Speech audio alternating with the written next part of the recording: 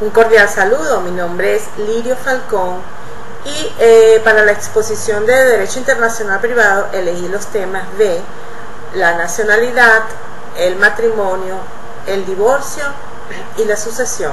Todos estos temas relacionados con el derecho civil. Comenzaré exponiendo la nacionalidad.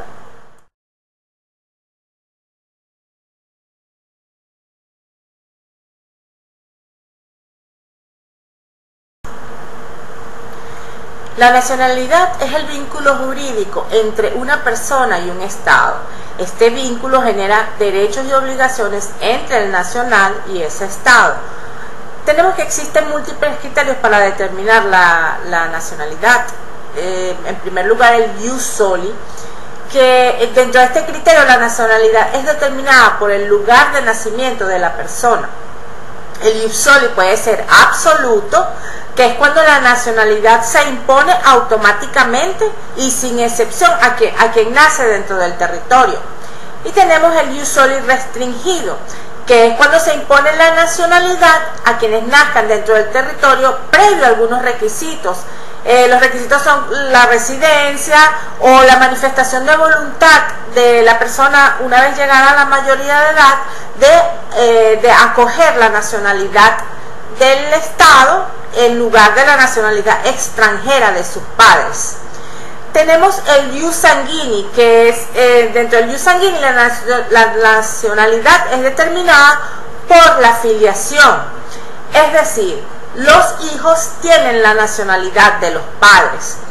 Y tenemos el sistema mixto, que es la aplicación conjunta del jus soli y el jus sanguinis.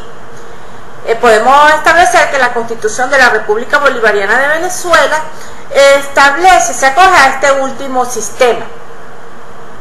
También existen varios tipos de nacionalidad. La nacionalidad originaria, que es la que se produce en razón del nacimiento de la persona, y la nacionalidad adquirida, que es el acto jurídico por medio del cual un Estado acepta la manifestación de voluntad de una persona de acoger la nacionalidad del lugar donde él reside. La nacionalidad adquirida puede ser graciosa, que es cuando el Estado se reserva la capacidad de aceptar o no la solicitud o la manifestación de voluntad de la persona de acogerse a la nacionalidad. Esta puede ser negada. Y también tenemos la nacionalidad por beneficio de la ley. Es que cuando un extranjero se encuentra dentro de algunos supuestos y manifiesta su voluntad de ser nacional, no le pueden negar esta nacionalidad. Estos supuestos están establecidos en el artículo 33 de la Constitución de la República Bolivariana de Venezuela. Estos son las personas cuando obtienen una carta de naturaleza con residencia ininterrumpida de por lo menos 10 años, también los que contraen matrimonio con un nacional después de 5 años de haberse efectuado el matrimonio, y los menores de edad que para la fecha de naturalización de sus padres que manifiesten su voluntad de ser venezolanos. En cuanto a la nacionalidad de las personas jurídicas, tenemos que la noción de nacionalidad está vinculada al sentimiento de una persona. Esto es en su sentido más estricto. Sin embargo, las implicaciones jurídicas de la nacionalidad se han extendido a las personas jurídicas en base a su domicilio. Por lo que no es procedente decir una persona jurídica de determinada nacionalidad, sino una persona jurídica domiciliada. Esta distinción es muy importante para el derecho internacional privado, debido a que a través de este concepto se puede determinar el sistema jurídico bajo el cual se rige una persona jurídica, pudiendo ser nacional o de otro Estado. La importancia de la nacionalidad para el derecho internacional privado se puede ver desde un doble punto de vista. En primero, para determinar la condición jurídica de una persona, lo cual depende en muchos casos de la nacionalidad. Aunque tenemos que muchas legislaciones equiparan a los extranjeros y a los nacionales en lo referente a sus derechos públicos y civiles fundamentales, han surgido algunos casos de excepción en los cuales las legislaciones internas hacen diferencia entre nacionales y extranjeros en cuanto al ejercicio y goce de ciertos derechos y ciertas actividades. Y también tenemos que la nacionalidad es importante para la acertada solución de los conflictos de leyes a través de los factores de conexión, entre los cuales figura en primer término la nacionalidad.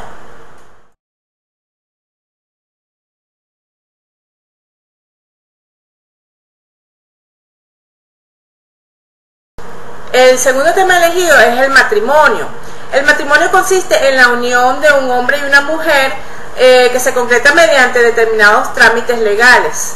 Tenemos que los elementos del matrimonio se dividen en elementos esenciales y elementos de validez.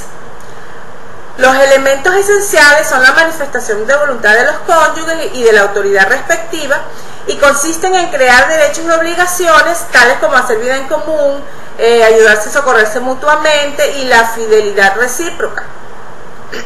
Tenemos que los elementos de validez son la capacidad, la ausencia de vicios en el consentimiento, la observancia de las formalidades legales, la licitud en el objeto, motivo, fin y condición del acto. Desde el punto de vista del derecho venezolano, plantea una serie de problemas en cuanto a la determinación de la ley competente debido a la diversidad de ordenamientos jurídicos, ya que un matrimonio válido según un ordenamiento jurídico puede ser inválido según otro. De allí se deriva la importancia para el derecho internacional privado y el establecimiento de ciertos sistemas jurídicos atendiendo a la existencia de determinados factores de conexión vinculados al matrimonio, como son el domicilio, la nacionalidad y el lugar de celebración. En cuanto a la ley territorial, es competente para determinar la validez de un matrimonio en lo que se refiere a la capacidad de la ley del lugar de celebración. En cuanto a la forma del matrimonio, la regla o principio general predominante es el locus regit actum, que establece que la ley competente para regir la celebración de un matrimonio es la ley del lugar de celebración, excepto cuando el matrimonio se efectúa en fraude a la ley, cuando un Estado exige expresamente la observancia de sus propias formas de matrimonio en el extranjero y en el caso de matrimonios celebrados ante funcionarios diplomáticos o consulares. La filiación, desde el punto de vista biológico, es el vínculo entre una persona y sus progenitores por el hecho de la procreación, y desde el punto de vista jurídico es la relación entre el hijo y sus padres, que establece deberes y derechos jurídicos entre padres e hijos. Este es un vínculo de carácter permanente. La filiación puede ser natural, que a la vez se divide en matrimonial y extramatrimonial, y es la correspondiente a los hijos de personas unidas en matrimonio y a hijos de personas que no están unidas en matrimonio, respectivamente. Y tenemos la filiación artificial, que es la que se da por medio de la adopción. Los diversos sistemas jurídicos han establecido puntos de conexión alternativos hasta dejar al juez la elección de la ley más favorable al hijo, luego de examinar el contenido material de las disposiciones potencialmente aplicables.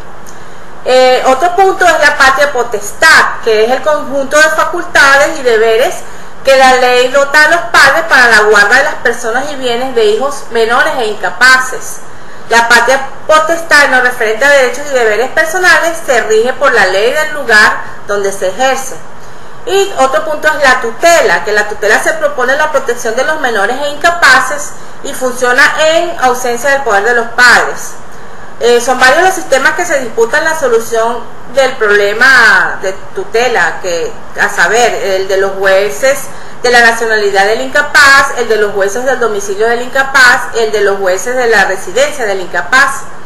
Con relación a la patria potestad y la tutela, se puede concluir que tienen como norte el interés superior del menor, que este es un principio fundamental de la Convención de las Naciones Unidas sobre los derechos de los niños.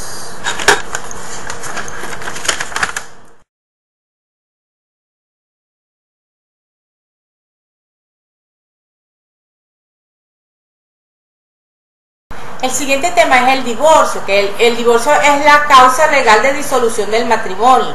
Es la ruptura o extinción de un matrimonio válido en vida de ambos cónyuges en virtud de un pronunciamiento judicial.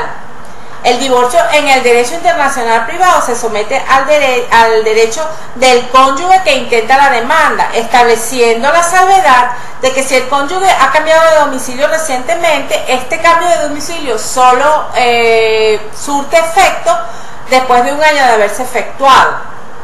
El efecto del divorcio es que queda disuelta la comunidad conyugal y además se extingue la vocación hereditaria. Y la eficacia internacional, en cuanto a la eficacia internacional, las normas que resuelven un caso de divorcio pueden ser supranacionales o nacionales. Las normas supranacionales son aquellas que están contenidas en los tratados internacionales celebrados por los estados. Las normas nacionales son dictadas por cada estado en su legislación interna. Cuando un divorcio es dictado conforme a normas supranacionales, tendrá en principio validez internacional. Al menos será aceptado en los estados firmantes del tratado respectivo. Por el contrario, cuando la sentencia se dicta basada en normas nacionales, la validez internacional del divorcio será cuestionada en muchos casos. Y tenemos la separación de cuerpos. La separación de cuerpos es la situación jurídica en la que se encuentran los casados subsistiendo el matrimonio, pero quedando suspendido entre ellos el deber conyugal de convivencia por sentencia firme o decreto judicial de separación de cuerpos.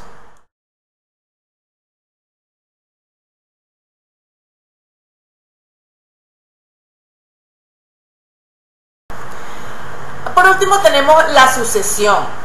La sucesión es la transmisión de los derechos activos y pasivos que componen la herencia de una persona fallecida a la persona sobreviviente, a quien la ley o el testador llaman para recibirla.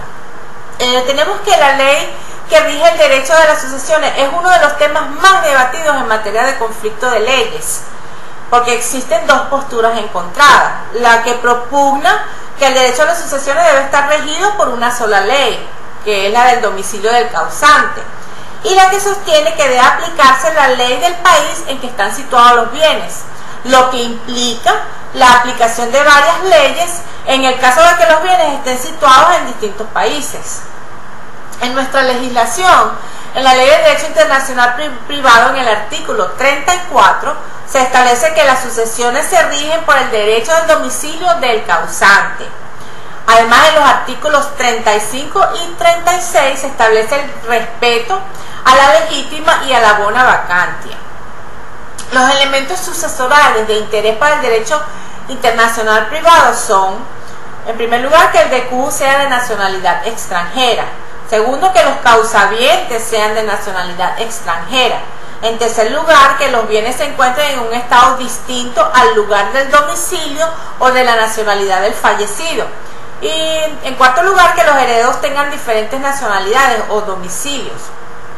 Tenemos que los sistemas que regulan las sucesiones generalmente son tres.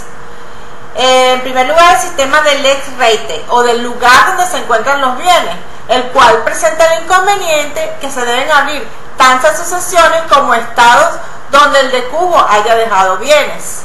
Tenemos el sistema ecléctico, que es donde se aplica la ley del decubo para la sucesión de bienes muebles y la lex recite para la sucesión de bienes inmuebles.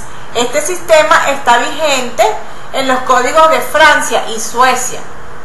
Y tenemos el sistema de la ley personal del causante, aplicándose la ley de la nacionalidad o la ley del domicilio según sea el caso. Existen dos sistemas de aplicación de leyes en sucesiones a nivel internacional.